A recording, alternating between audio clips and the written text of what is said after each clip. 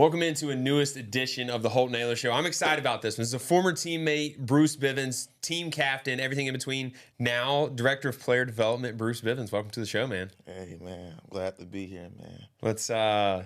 It's kind of crazy. And honestly, hats off to Coach Harrell for bringing back a young former player in that. And dude, I want to get into your role a little bit. But before that, you didn't have experience other than literally playing and being a team captain, in this player development role, but your experience is playing and then seeing whoever our player development guys were. How did you even come about this role? How did you know you wanted? Is it something Coach Harrell reached out to you reached out to him? How did it come about? I always pop my face in the facility. Yep. I always would go in there and talk with the coaches. Obviously it was still players, on the team like Big Tay, Eli, all the guys like that. Yeah. Sam Danka. Obviously I ain't played with some of those guys, but by me being a familiar face, they used to talk about me all the time. So, Yeah. It's pretty much like the whole team almost knew me. And I would just pop my head in there, and I knew it was something I wanted to do. I always wanted to pour into people. I always wanted to pour into, players and things of that nature. I never really just wanted to be a coach. Yeah. Because before that, I was personal training. Before that, I was working at the hospital. I was an experienced coordinator, so I would have to go in the rooms and talk to the patients here and there and just pour some things, and then I'll talk to them about God here and there, just kind of boosting their spirits. And it's just a different feel now that I can pour into the players, and I can pour, and it's something that I'm familiar with. I'm familiar with football. I'm familiar with, the obstacles and things that we face.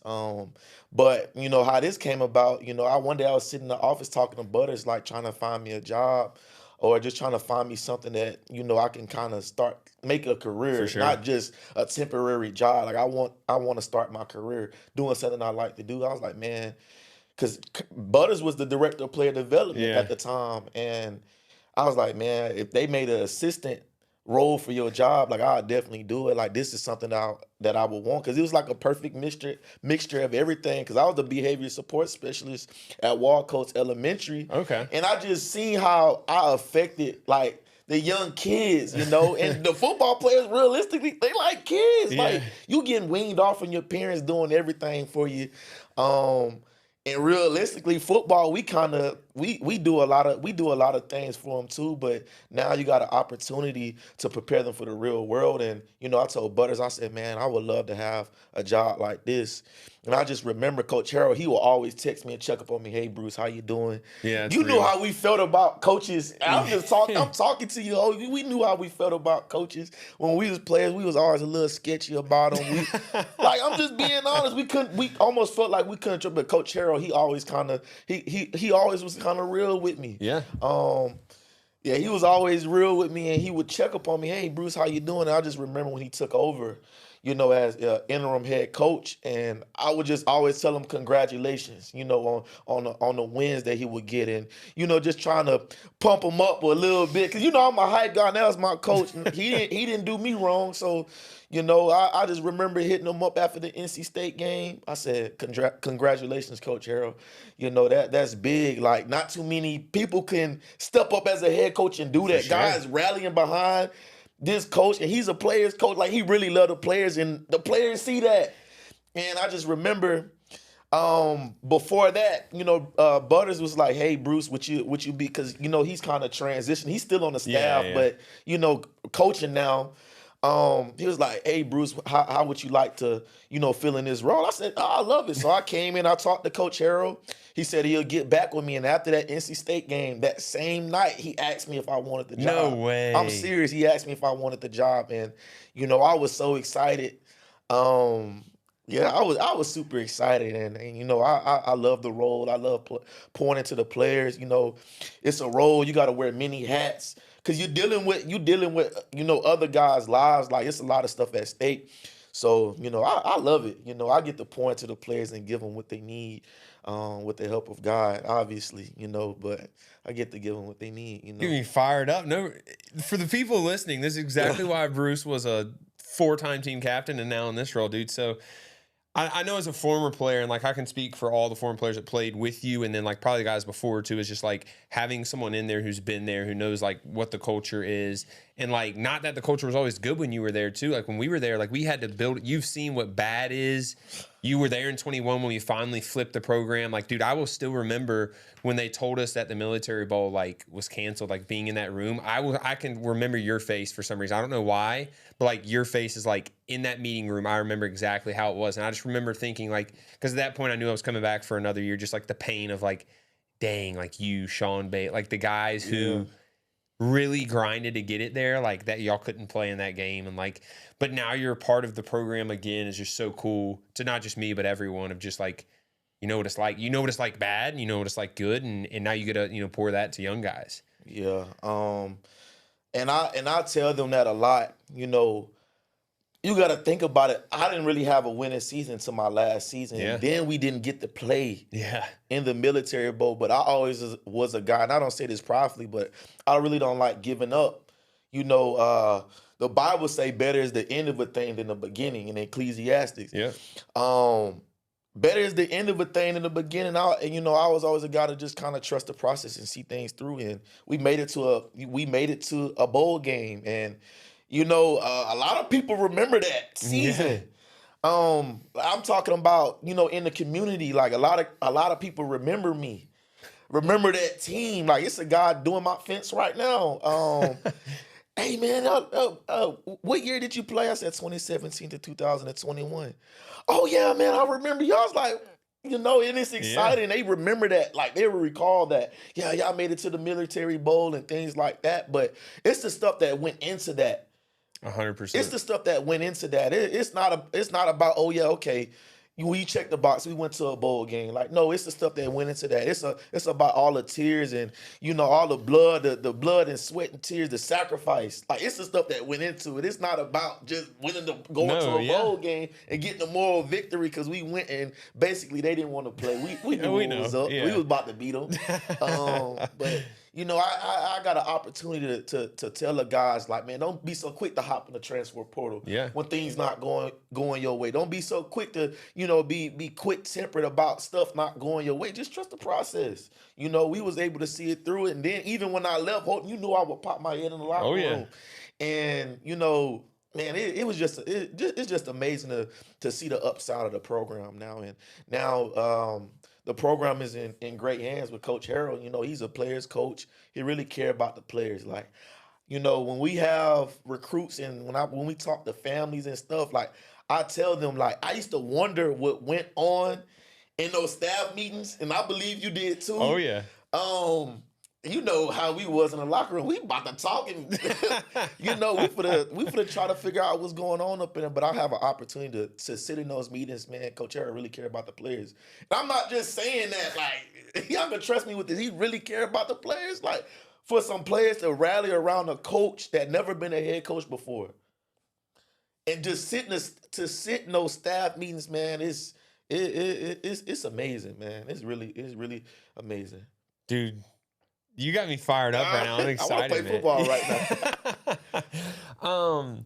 How has I retired literally last week? Man, congratulations. Appreciate it. Bittersweet, I know it is. Yeah, it is for sure. How has the transition for you been going from, especially, I know you had jobs kind of in between, but going from a player, kind of like a captain of the program, to now a different role where you're in the coaches meetings now, you're mentoring kids, whereas like you were a leader still, like younger kids were still looking up to you when you were in the program, but now like that is your job. Your job is to mentor these kids, make sure they're doing the right things. Like, how has that transition been of like saying, like you just said, like I want to play football right now, but like knowing those are the guys that play football now. Your job is to make sure they're good kind of all around in life. This podcast is brought to you by Anson Belts. Over 10,000 combinations of micro-adjustable holeless belts. The official belt of the Holt Naylor Show, the official belt of the Pirates. Coach will be wearing them on game days.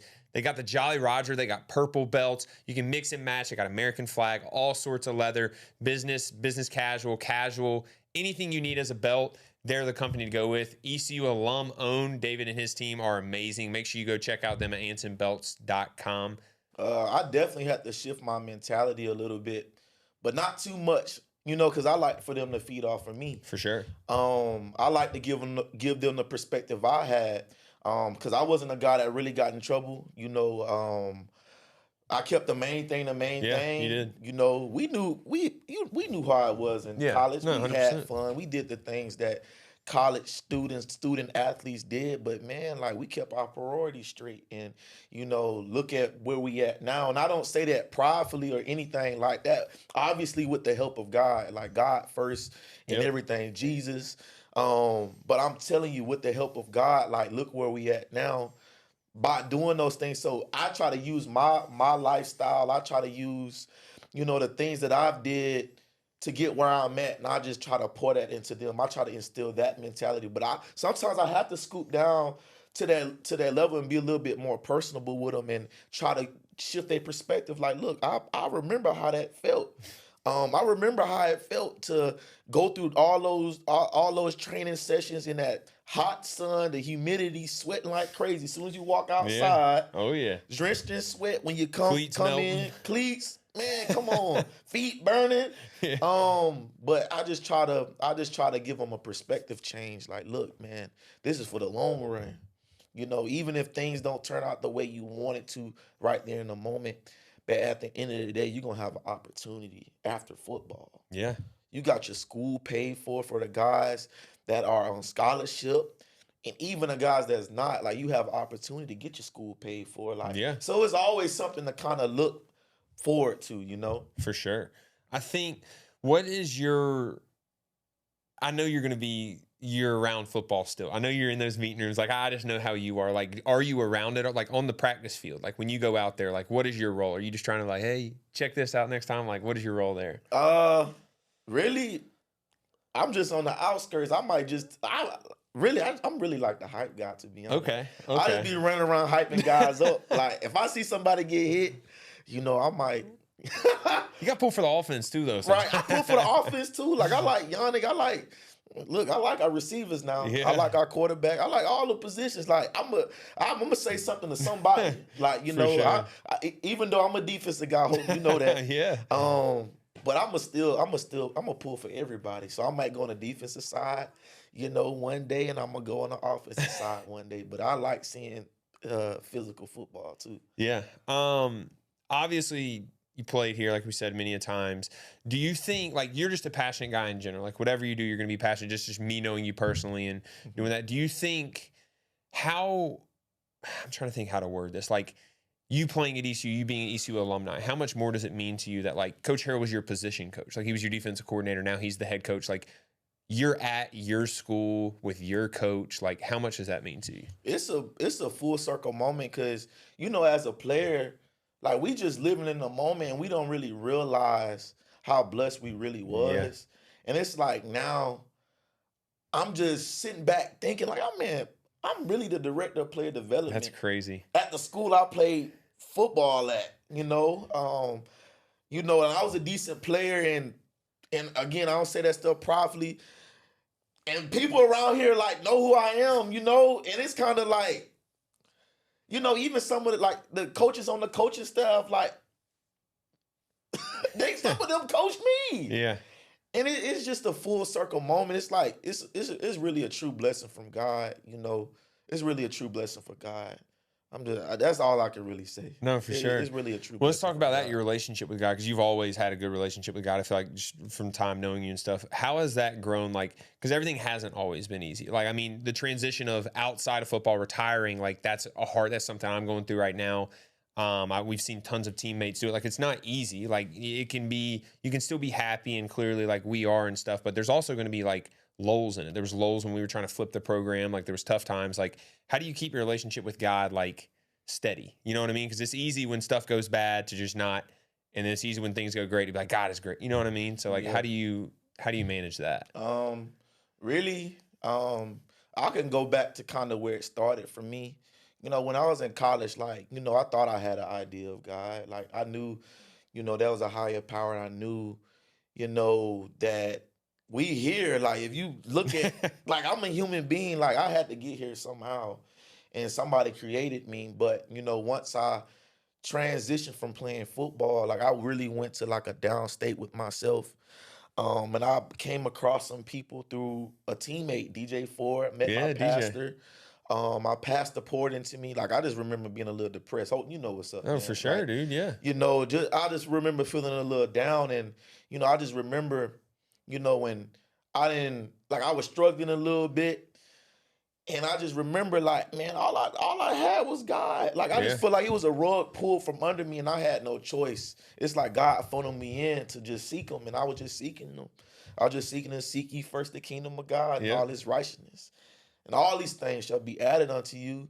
And realistically, a lot of us like to, it's real cliche to us, but when you really do it and you see how God get to adding things in your life, I just watched how God He just steady kept adding things in my life. Like I recently got married, homeowner, those Yeah. type of things. Like, and it's not just about that. Like, what about my spiritual life too? I got the most peace I ever had, even though I'm not playing football no Yeah. more. Cause realistically, like it's certain things like, you know, that it seemingly like it'll make us like our God, make it like our God, like football was our Like God. That's what we idolize it. got Yeah. idolizing. We use that as our source of peace, our source of joy. But when it's gone, What is? what? We Yeah. serve an eternal God. you know, like he full of joy, he full of peace. Like I could pull that up out of him, Yeah. So, how I've kept that going, I just, I stay on my face praying to him. I read my Bible. And it's a lot more things we could probably talk Oh, about, for but I'm sure. just being honest with you. God is everything for me. Yeah. He's That's the where reason you are why where I'm you are. here. Yeah, Yeah. he's the reason why I'm here. That's dude, that's great. Honestly, that you can tell that like that you can also rub off on kids too. And like one thing I want to talk about, and it kind of goes off of what you were just saying about like DJ Ford and like you met your pastor through him, is like a big thing in your role, I think, is relationships and like building relationships with these kids. Cause like one day football, like you said, the rug's going to be pulled and football's going to be done with.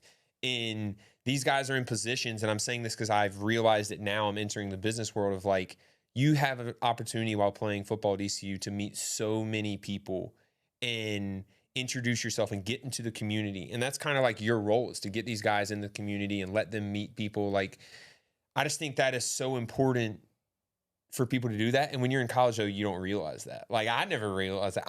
I liked going into the community. I liked helping kids and going to schools and then meeting donors and stuff like that. But you don't realize that, like, that could be your future employer one day. Like, you're employed right now by your old position coach, Right. literally. So, and just entering the business world, like, I feel like a lot of these kids don't realize that. And that's kind of your role now, which is really exciting. Yeah. And that's something I realized. Like now that I look at it, like again, I gave you the example of the guy doing my fence. Like, Yeah. just imagine, if I would have never played football. Cause my first job, it was because of one of the players. Yeah. In the job after that, like one guy pointed, hey, you should probably do this. I did that. Now ended up getting a job at the hospital. I worked for ECU Yep. Health. I was still working for ECU. Yeah. And he played football. My boss, he played football. He played wide receiver. That's crazy. He played wide receiver. We knew the exact same people too. And it was a good job. I worked overnights. That's not for the faint at heart. But I'm where I'm at now. But just from networking and being able to talk to the people in the community and building that rapport with them, and it definitely paid off. Do you like good people, good food, and a good cause? We certainly do for the Holt Naylor Show. I do. Caden does. Bruce Bivens, our current guest, certainly does. That's why we love Sam Jones Barbecue. If you go to Sam Jones right now, do us a favor, do them a favor, and do all of Eastern North Carolina a favor and round up on your total. What that does is they are trying to make a wish, or they're trying to actually make 2 wishes for Eastern North Carolina. Make a wish. Each wish costs about $7,500. They're trying to get 2 of those by their 10-year anniversary on November 10th. Make sure you go to Sam Jones Barbecue. Make sure you round up to help all of Eastern North Carolina. And if you're a business, catering boxes is one of the best meals you can have for lunch. Treat your team, treat your business. Choose Sam Jones Barbecue.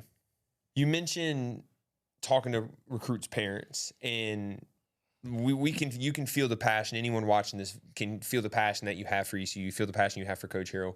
What do you tell these parents? Like, if you sit them down, if I'm a 4-star quarterback recruit that has bigger offers than ECU, but I'm giving ECU an option as one of my offers, what do you tell these recruits? I kind of keep it simple. Like, it's whatever you make it. Like, you can go to that university, you go to that university. Just make sure you get the opportunity that you're looking for. I kind of just tell about my story. You know, I came all the way from Houston, Texas, and I just made it whatever I wanted to make it. You know, I kept my dreams in the forefront. So, you know, we didn't have the indoor facility. We didn't have, you know, the 5-star weight room at the time, or we didn't have the practice field, wasn't the practice field how it look now. We didn't have all the resources, the nutritionists and all that type of stuff when I first came in 2017, 2018, even Ooh. a little bit of 2019. We didn't have all of that. And Holton, you even know that. Oh, You I was a know. highly recruited kid out of high school. So, you know, I just tell them it's whatever you make it. You know, I persevered through. I was the only person left in my class, my graduating That class. is insane. Obviously, Blake, you know, our great friend. Yeah. You know, he left to go to the NFL the year before, but other than that, I was the only person left in my draft class. So, you know, that kind of speak for itself. Like, it's whatever you make it. It's literally whatever you make it. And I just try to tell them, like, look, you know, when you come here, like, we're gonna pour into the players. You know, the resources are there. It's about your mentality. It's about your mentality. It's about your mentality and what you want to do, but what you got. Just being honest. Speaking of the indoor practice facility, we clearly did not have it. Bruce, you want to know something crazy? When I was getting recruited, I was promised that do you know this story? Yeah, we joke about that all the time. I was promised that we were going to have we were going to have an indoor practice facility by my freshman year, by the end of my freshman year. It's still not there. Yeah. They're building it now, though. So, like, first of all, is that a big recruiting pitch? Everyone says, like, recruiting. I think as a recruit, like, I didn't even really think about it. Like, I think you notice it when you're there, when it's 110 outside and you're on the turf. That's when you notice it. But I don't think, like, on visits and stuff, like, maybe. But I don't remember, like, going somewhere and being like, wow, that's, like, I need to go there. They haven't, you know what I mean? So, like, do y'all use that as a recruiting pitch?